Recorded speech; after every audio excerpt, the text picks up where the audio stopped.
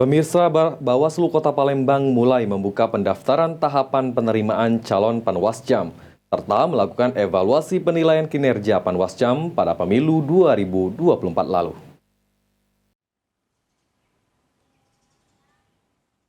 Badan Pengawas Pemilihan Umum Kota Palembang mulai membuka tahapan rekrutmen Paswasjam sejak tanggal 19 April hingga 26 April 2024.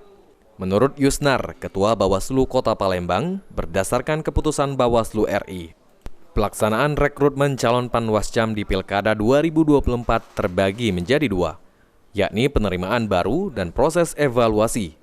Penilaian kinerja dari Panwasjam pada pemilu 2024 terkait tugas selama pelaksanaan pemilu, yang akan dilaksanakan pada 26 dan 27 April 2024. Penilaian akan dirumuskan ke Bawaslu Provinsi. Hasilnya akan diumumkan pada tanggal 1 dan 2 Mei 2024. Untuk Panwasjam terpilih kembali akan menunggu di pelantikan tanggal 24 dan 25 Mei 2024. Sementara yang tidak terpilih tidak bisa lagi mendaftar sebagai Panwasjam untuk Pilkada 2024.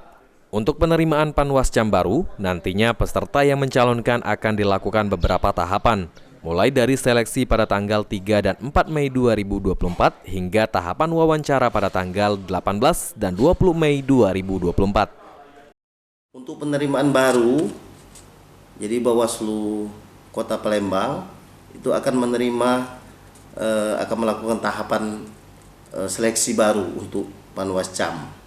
Jadi seleksi baru itu akan dimulai itu tanggal 3 dan 4. Dan 3 dan 4 ini kami dari Bawaslu Kota Palembang akan menerima berkas calon Panwaslu di 18 kecamatan.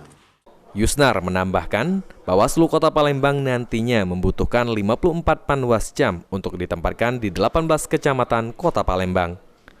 Eki Saputra, PAL TV.